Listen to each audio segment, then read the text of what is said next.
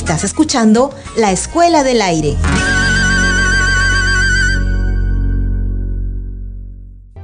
Bienvenidos y bienvenidas al programa La Escuela del Aire, un espacio promovido por el Ministerio de Educación en alianza con las direcciones y gerencias regionales de educación y las unidades de gestión educativa local. Ser bien tratados es un derecho que tienen todos los niños y las niñas por el simple hecho de existir. Por tanto, el buen trato inicia desde que nacemos y se aprende desde la infancia. La escuela es además un espacio en donde se deben instalar buenos hábitos de convivencia, en donde los y las escolares puedan expresar afectos, valores y prácticas socioculturales. Hoy nos preguntamos cómo deben liderar los docentes el espacio escolar para fomentar una cultura del buen trato.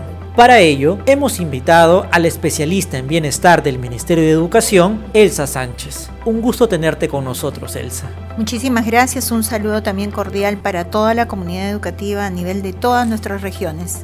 Para empezar, Elsa, queremos consultarte qué es para ti el buen trato en el aula y por qué es tan importante. Bien, tú lo has dicho y antecede, ¿no? Es un conjunto de vivencias, de relaciones, interrelaciones que se dan en el aula y fuera de ella. Estas relaciones deben estar basadas obviamente en respeto, en reciprocidad, en busca del apoyo y el bien común entre los mismos estudiantes, sea en un tema de crecimiento colectivo con las diversidades de experiencias, de culturas, de lenguas, de comprensión que se dan.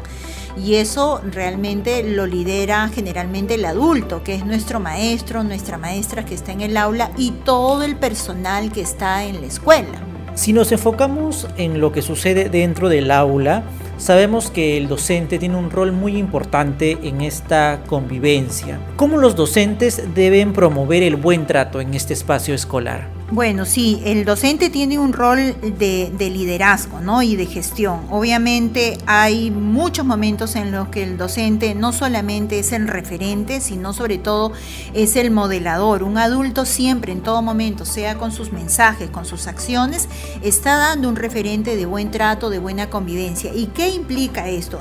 Implica que los docentes sean, en primer lugar, ese referente, los mensajes positivos, los espacios de cordialidad, el desarrollo de una confianza que se construye en el día a día y que seamos conscientes de establecer estos vínculos, mantenerlos y sostenerlos, que no sea solamente circunstancial porque yo veo a un niño o un adolescente que necesita de pronto en ese momento atención y luego me olvido. No, esto tiene que ser de forma constante.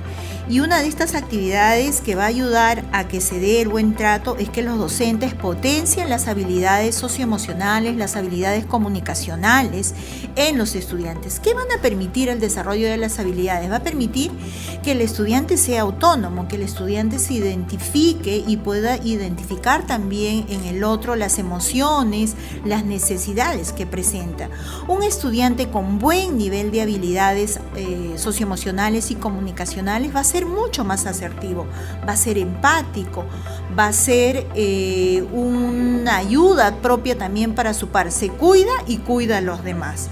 Otro papel importante que tienen los docentes es que también ellos reconozcan algunas situaciones violentas que se dan en el aula, no tolerar, o sea, cero tolerancia a algún caso de discriminación, de exclusión.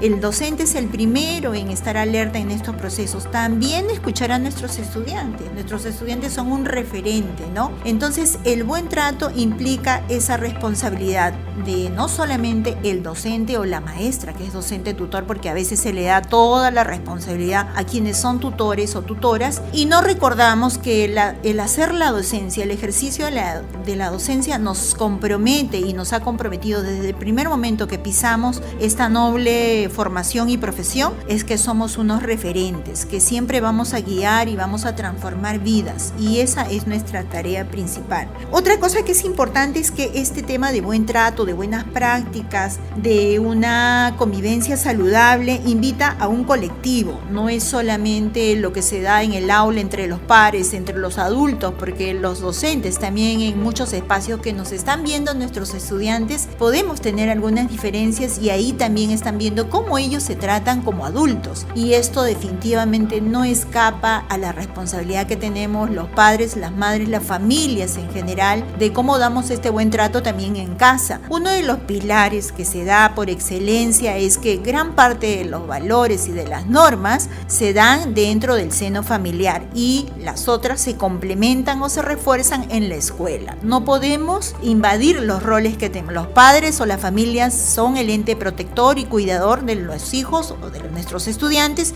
y nosotros como maestros y maestras somos un referente de ayudar a consolidar estos valores. Esa es nuestra tarea. No podemos suplir un rol de padre ni madre, ni viceversa. El padre de familia va a cumplir un rol que tiene como responsabilidad el docente. Claro, según lo que comentas, Elsa, hay una responsabilidad compartida, ¿no? Por un lado tenemos a los docentes dentro del espacio escolar, pero también a los padres de familia. Ahora, si bien los docentes tienen una responsabilidad importante porque son los primeros en tener este contacto y poder tener estas alertas, ¿no? de buen trato, ¿qué desafíos enfrentan estos maestros y maestras, ¿no? en la promoción del buen trato en el aula? Bien, de hecho los tiempos han cambiado. Si antes teníamos unas exigencias bastante complejas, el día de hoy es mucho más desafiante el rol. Entendamos también que el maestro es un ser humano que ha enfrentado una pandemia que nos ha tocado a todos las sensibilidades más grandes, ¿no? Nos ha retado a nuestros propios miedos, nuestras incertidumbres de lo desconocido, a las pérdidas también que hemos tenido de familias, de seres queridos. Una crisis mundial que moviliza también el tema de los recursos naturales y económicos, ¿no?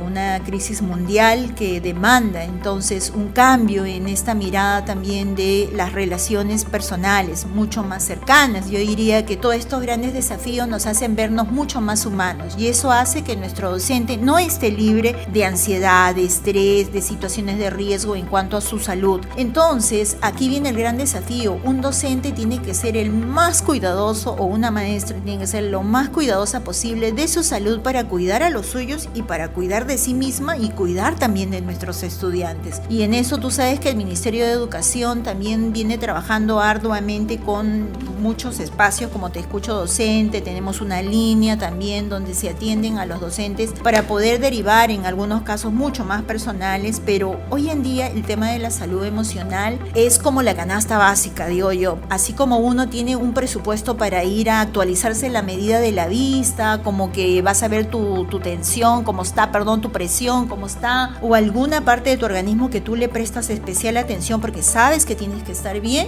igual es el tema de la salud mental. Antes lo veíamos como un recurso bueno, de que podía hacerlo el que tenía de pronto el alcance económico. No, hoy en día tenemos muchos centros de salud mental comunitaria, donde hay todo un equipo de profesionales que van a poder atender aquellas necesidades mucho más especializadas. Sin embargo, nuestros docentes presentan también una formación y nos hemos interesado cada vez más con nuestro recurso humano para poder darle algunas herramientas, materiales, recursos y también estrategias básicas dentro del aula para atender aquellas necesidades que presentan nuestros estudiantes. Recuérdese que estamos movilizados por emociones, y las emociones tienen que ser obviamente vivenciadas, no pueden ser cerradas o se pueden tapar simplemente porque en el momento no lo puedes expresar. Es necesario que los estudiantes reconozcan sus emociones, las vivencien y ayuden a canalizarlas. Nadie, absolutamente a nadie, puede dejar de lado una emoción sin sentirla, sin expresarla. Obviamente hay que buscar los espacios, los momentos, pero hay que trabajarlas. Las que son agradables obviamente son las que se vivencian y les permitimos socialmente, pero las desagradables también son importantes. Es importante que el niño reconozca el miedo, la ira, la frustración, y que aprenda también a trabajarla. Esa es una tarea corresponsable entre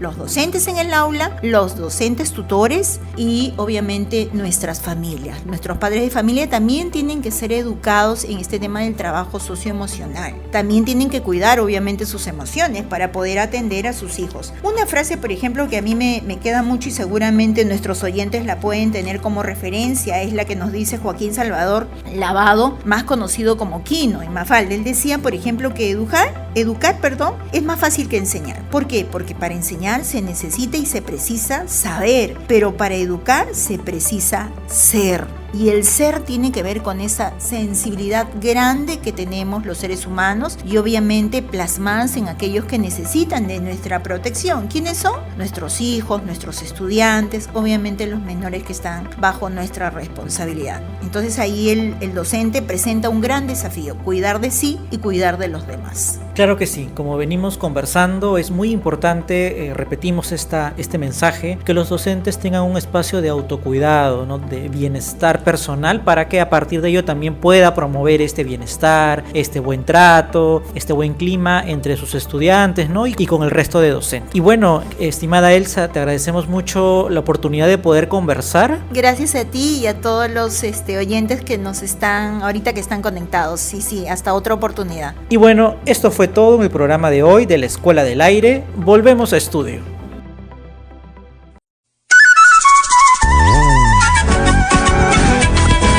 Estás escuchando La Escuela del Aire. Ministerio de Educación. Compunche Perú. Gobierno del Perú.